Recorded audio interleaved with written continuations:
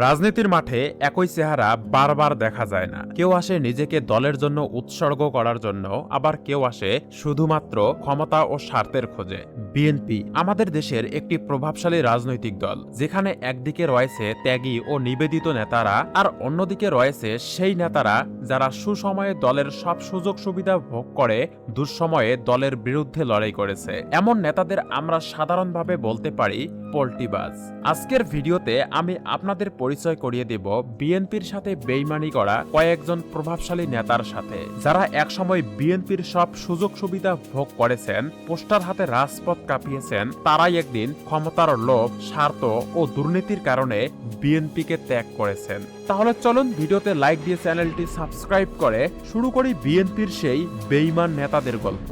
1 নম্বরে আছে শমশের মবিন চৌধুরী। শমশের মবিন চৌধুরী ছিলেন সেনা কর্মকর্তা ও কূটনীতিক হিসেবে পরিচিত। এই ব্যক্তি একসময় বিএনপির ভাইস চেয়ারম্যান পদে দায়িত্ব পালন করেছিলেন। দলের সুসময়ে ক্ষমতার লোভ ও স্বার্থের কারণে তিনি হঠাৎ দলের সঙ্গে বিশ্বাসঘাতকতা করেন। 2015 সালে বিএনপির সব পদ থেকে পদত্যাগ করার পর তার উপর ওঠে আওয়ামী লীগ সরকারের সঙ্গে গোপন সমঝোতার অভিযোগ। পরে তিনি বদরুদ্দোজা চৌধুরীর বিকল্প ধারায় আওয়ামী লীগে যোগ দেন। এরপর 2018 সালে দ্বাদশ জাতীয় সংসদ নির্বাচনে তিনি আবারও বিএনপির প্রার্থী হিসেবে অংশগ্রহণ করেন, কিন্তু সে একটিও ভোট পায়নি। সেই এলাকার বিএনপির নেতাকর্মীরাও তাকে জাতীয় বেঈমান বলে আখ্যা দেয়। তারপর 5ই আগস্ট 2023 সালে ছাত্র জনতার অভ্যুত্থানের পর তিনি যুবদল নেতা শামীম মোল্লার হত্যা মামলায় গ্রেফতার হন। পরে আদালতের আদেশে তাকে কারাগারে পাঠানো হয়। আর বর্তমানে তিনি রাজনৈতিক মহলে আত্মগোপনে রয়েছেন। 2 নম্বরে আছে মোহাম্মদ মঞ্জুর আলম। মোহাম্মদ মঞ্জুর আলম ছিলেন চট্টগ্রামের প্রভাবশালী রাজনীতিবিদ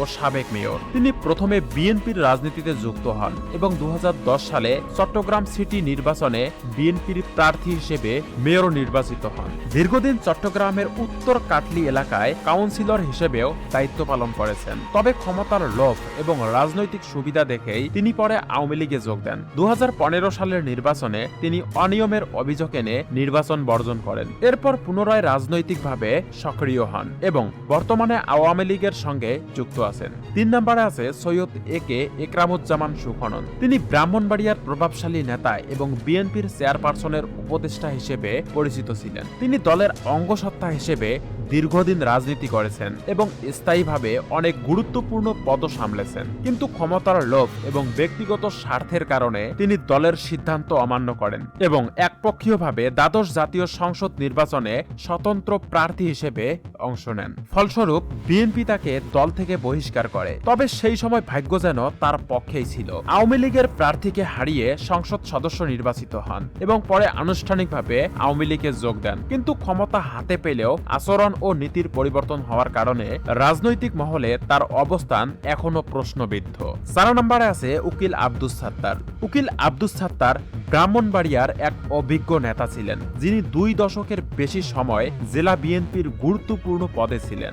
6 বার সংসদ সদস্য নির্বাচিত হওয়ার পাশাপাশি 4 বার বিজয়ী হয়েছেন ধানের শীষ প্রতীকে। দীর্ঘদিন দলের ঘাঁটি ধরে রাখার পরও ক্ষমতার লোভে তিনি হঠাৎ পল্টি নেন এবং বিএনপি ত্যাগ করে আওয়ামী লীগের ঘনিষ্ঠ নেতা হয়ে যান। একাদশ জাতীয় সংসদ নির্বাচনে ব্রাহ্মণবাড়িয়া 2 আসন থেকে দলীয় সিদ্ধান্ত অমান্য করে নির্বাচনে অংশ নেন এবং জয়ী হন, কিন্তু সেই জয়ী স্থায়ী হয়নি। মাত্র 8 মাস পরেই তার মৃত্যু হয়। পরবর্তীতে তার ছেলে মাইনুল হাসান তুষার প্রতিদ্বন্দ্বিতা করলেও বিএনপি সমর্থন না দেওয়ায় বাবার আসন ধরে রাখা সম্ভব হয়নি। 5 নম্বরে আছে তৈমুর আলম খন্দকার। তৈমুর আলম খন্দকার ছিলেন নারায়ণগঞ্জ জেলার এক তুখোর রাজনীতিবিদ। একসময় তিনি চেয়ারপারসন খালেদা জিয়ার উপদেষ্টা হিসেবে কাজ করেছেন এবং বিএনপির গুরুত্বপূর্ণ পদে ছিলেন, কিন্তু ক্ষমতার লোভ এবং ব্যক্তিগত স্বার্থের কারণে তিনি দলের সিদ্ধান্ত অমান্য করে নিজস্ব পদ গ্রহণ করেন। 2022 সালের 16 জানুয়ারি নারায়ণগঞ্জ সিটি কর্পোরেশন নির্বাচনে তিনি মেয়র প্রার্থী হন, যা দলের জন্য